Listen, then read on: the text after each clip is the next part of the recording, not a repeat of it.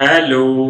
मैं हूं सतप्रकाश और आज आपके साथ डिस्कशन करेंगे ट्रायंगल एनसीईआरटी 10th क्लास की एक्सरसाइज 6.3 का क्वेश्चन नंबर आपका होगा 14, 15 और 16। तो 14 side AB and AC and median AD of a triangle ABC are respectively proportional to side PQ and PR and median PM of another triangle PQR so that triangle ABC similar triangle PQR। यहाँ पर आपको दो triangle ABC और PQR ये दिए गए हैं जिसमें ABC की मीडियन AD है और PQR की मीडियन PM है। कह रहा है AB जो प्रोपोर्शनल है PQ के और AC प्रोपोर्शनल है PR के और AD मीडियन प्रोपोर्शनल है PM के क्वेश्चन में कह रहा है। तो यानी कि दिया गया जो आपको ये है कि प्रोपोर्शनल में साइड है। अब क्या कहता है triangle ABC similar triangle PQR. तो जब ये AB proportional PQ, AC proportional PR और AD प्रोपोर्शनल PM है तो यदि हमें एंगल A और P बराबर प्रूव कर ले जाएं तो साइड एंगल साइड से हमारा triangle ABC similar triangle PQR solve हो जाएगा। तो आते शुरू करते हैं। जो दिया गया है क्या दिया गया है AB अपॉन PQ ये दिया गया है A B A C A D PQ PR और PM। तो AB अपॉन PQ और ये हो जाएगा equal AC upon PR equal AD upon PM। ये आपको क्वेश्चन में दिया गया यानी कि इसे लिख सकते हैं गिवन। आप क्या करें D से हम AC के पैरेलल एक लाइन AB पर खींचें जो AB को बाइसेक्ट करेगी। तो AC के पैरेलल D से लाइन AB पर खींचते हैं। ये मान लीजिए कि E पॉइंट पर AB को बाइसेक्ट कर रही है। सिमिलरली PR के पैरेलल M से PQ पर एक लाइन खींचते हैं ये जो कि N पर PQ को बाइसेक्ट कर रही है। बाइसेक्ट का मतलब अभी आपको हम बताएंगे। बाइसेक्ट का मतलब होता है दो बराबर भागों में बांटना। तो यहाँ पर ED पैरेलल AC है, NM पैरेलल PR हमको प्राप्त हुआ। ED पैरेलल AC और NM पैरेलल PR कहां से लिख सकते हैं E and N are mid point of AB and PQ। E और N AB और PQ के मिड पॉइंट हैं। किस थ्योरम के अनुसार मिड पॉइंट थ्योरम से ये आपका जब मिड पॉइंट से हम ये कह सकते हैं तो आप जो AE का ये पार्ट है वही EB का ये पार्ट होगा, जो PN का ये पार्ट है वही NQ का ये पार्ट होगा। तो अब हम कह सकते हैं AE equal EB equal to 1/2 AB और PN equal to NQ equal to 1/2 PQ और ED इक्वल टू 1/2 AC और NM 1/2 PR। कहां से mid point theorem from mid point theorem. इसको MPT भी बोलते हैं। अब जब ये इक्वल हो गए तो अब हम रेशियो जो प्रोपोर्शनल है वहां से लिखेंगे जो हमको दिया गया है AB upon PQ AC upon PR AD upon PM। E mid point है तो AB का हाफ AE होगा यानी इसमें हाफ हाफ लगा देते हैं तो 1/2 AB upon 1/2 PQ 1/2 AC upon 1/2 PR equal to AD upon PM। जब इतना हो गया है तो हाफ AB बराबर हम क्या लिखते हैं हाफ AB बराबर AE लिखेंगे, हाफ PQ बराबर PN लिखेंगे, हाफ AC बराबर ED लिखेंगे, हाफ PR बराबर NM लिखेंगे। तो अब हमारा यहाँ पर जो बनकर आएगा वो हो जाएगा AE upon PN equal to ED upon NM equal to median AD upon PM। अब इस चीज को हम नेक्स्ट पेज पर लिखेंगे, यहाँ पर जगह नहीं है तो क्या लिखेंगे AE upon PN equal to AE upon PN ED upon NM ED upon NM और रेशियो AD अपॉन PM। अब यहां से आप देखेंगे AED ट्रायंगल बन रहा है और PNM ट्रायंगल बन रहा है। तो AE प्रोपोर्शनल PN के है, ED प्रोपोर्शनल NM के है और AD प्रोपोर्शनल PM के है। तो लिख सकते हैं triangle AED, AED similar triangle हो जाएगा PNM, PNM। जब प्रोपोर्शनल साइड है तो सिमिलर ट्रायंगल हो जाएगा। कहां से? Side side side similarity, side side similarity से ये प्रोपोर्शनल हो गए। इस आधार पर हम लिख सकते हैं triangle EAD, triangle EAD equal triangle NPM। कौन सा? EAD angle NPM। अब अगर जैसे हमने AC के पैरेलल ED लाइन खींची थी और PQ के पैरेलल NM, उसी तरह अब अगर हम AB के पैरेलल DC ये लाइन खींचे जो कि F पर AB को बाइसेक्ट कर रही है, और N से ये खींचते हैं जो PQ को O पर कर रही है, तो अब आप देखेंगे EAD एंगल जो है वो सिमिलर ट्रायंगल है NPO के।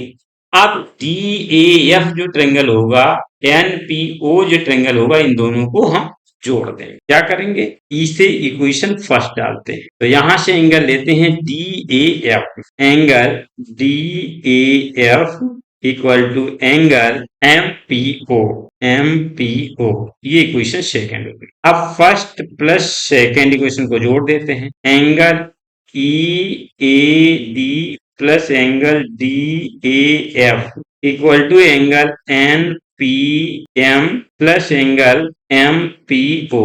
तो इससे हमको क्या प्राप्त होगा? इससे हमको एंगल ए प्राप्त होगा, और इससे एंगल हमको, ये तो एंगल ए पूरा प्राप्त होगा, इससे एंगल हमको P प्राप्त हो जाएगा, तो एंगल P प्राप्त हो गया। जब ये ए और P प्राप्त हो गया तो अब हम कह सकते हैं AB upon PQ equal to AC upon PR। जब इतना कह सकते हैं तो आगे हम लिख सकते हैं यहाँ पर triangle ABC similar triangle PQR। कहां से? साइड एंगल साइड सिमिलरिटी से हमने इसको ये प्रूव कर दिया। क्योंकि यहाँ पर क्या है, AB साइड PQ के है, AC साइड PR के करस्पॉन्डिंग साइड्स हैं, और एंगल A एंगल P के इक्वल है, जो कि साइड एंगल साइड को प्रूव करता है। तो इससे हमारा ये प्रूव हो गया triangle ABC similar triangle PQR। ये था सोल्यूशन आपका इस question. Question number 15, a vertical pole of length 6 metre cast shadow 4 metre long on the ground and at the same time a tower cast a shadow 28 metre long, find the height of the tower. अब इसमें ना तो tower ना ही आपका पोल की कोई figure नहीं बना है, मैंने ये पहले से चित्र बना के रखा है, और यहाँ पर ये मैंने सन बना के रखा है।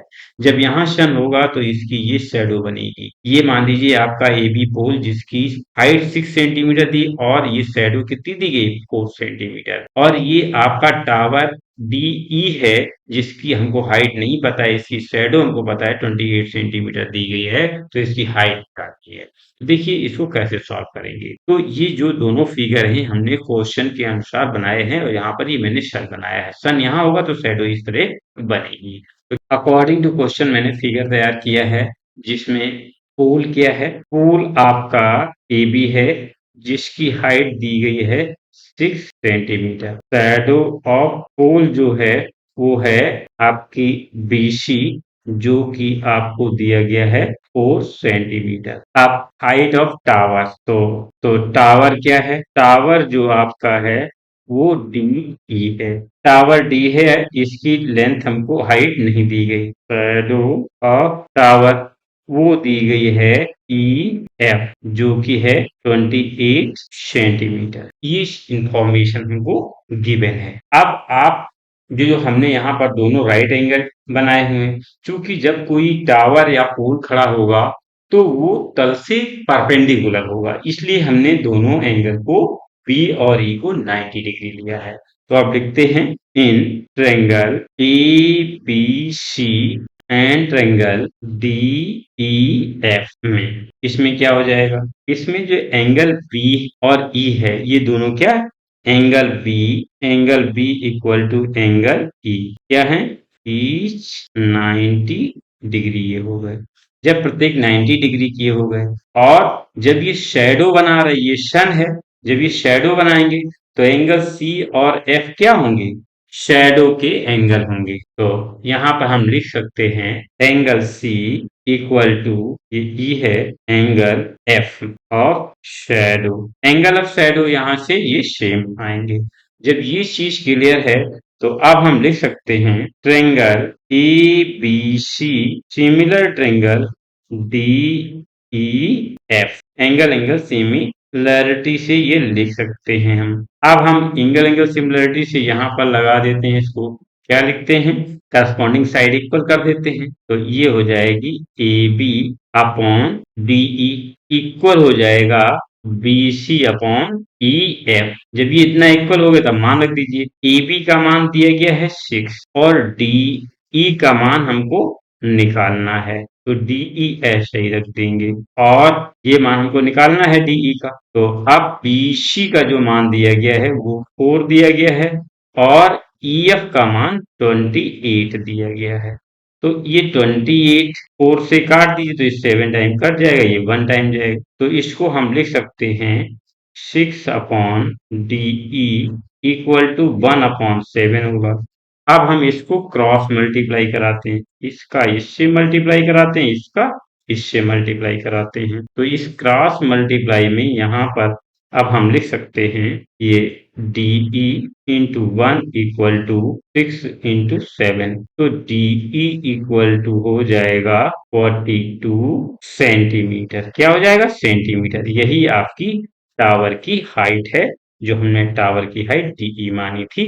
तो ये आपका इसका सॉल्यूशन हुआ क्वेश्चन नंबर 15 का। Question number 16, if AD and PM are median of triangle ABC and PQ are respectively, where triangle ABC similar triangle PQR, prove that AB upon PQ और AD upon PM। ये हमको इसमें prove करना है और दोनों triangle ABC और PQR हमको सिमिलर दिए गए। तो जब दोनों ट्रायंगल हमको सिमिलर दिए गए हैं तो अब हम यहाँ से देख सकते हैं triangle A B C similar triangle P Q R. जब ये सिमिलर दिए गए हैं हमको गिवन है लिख देते हैं। तो अब लिखते हैं क्या? A B upon P Q equal to B C upon Q R equal to A C upon P R. ये तो सिमिलरिटी रूल बता रहा है। ए डी जो है वो पीसी में एडी मीडियन है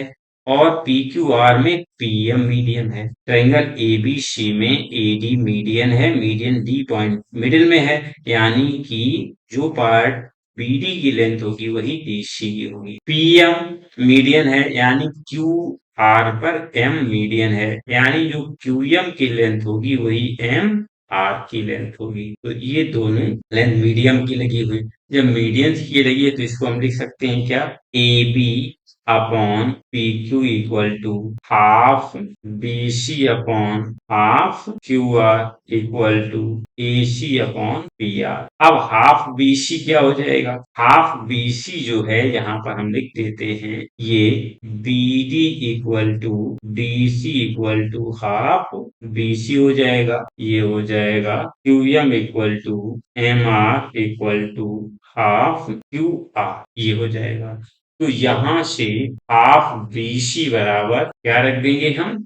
बीडी। और हाफ क्यू आर बराबर क्या लिख देंगे? क्यूएम। तो यहाँ लिखेंगे A B upon P Q equal to, ये हो जाएगा बीडी अपॉन क्यू एम और इसके आगे आपका ये हो जाएगा ए C upon P R H हो गया। अब जब इन दोनों में देखा है तो आपने देखा एंगल बी जो है वो एंगल क्यू के करस्पॉन्डिंग में होगा। तो angle P equal to angle Q हम लिख सकते हैं और ये जब एंगल बी बराबर क्यू लिख सकते हैं तो इससे हम इक्वेशन फर्स्ट डालेंगे, इससे हम इक्वेशन सेकंड लिख देंगे। क्या है?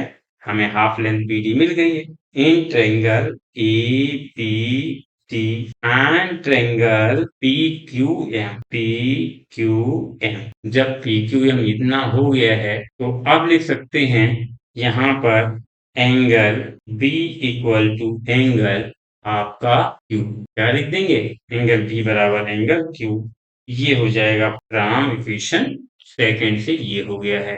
तो अब हम लिख सकते हैं A B upon equal to ये हो जाएगा B D upon Q M, ये हो गया फ्रॉम इक्वेशन फर्स्ट से, ये आपका हो गया। तो अब हम लिख सकते हैं triangle A P D similar triangle P Q M. जब ये सिमिलर ट्रायंगल हो गया है तो अब हम लिख सकते हैं A B upon P Q equal to A D upon PM.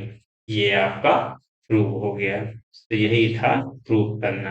ये था सोल्यूशन आपका 16 का। ट्रायंगल का एक्सरसाइज 6.3 समाप्त होता है। आप वीडियो को लाइक करें, अपने फ्रेंड ग्रुप में शेयर करें। अगर अभी तक आपने हमारा चैनल सब्सक्राइब नहीं किया तो प्लीज सब्सक्राइब अवश्य कर ली। Thank for watching.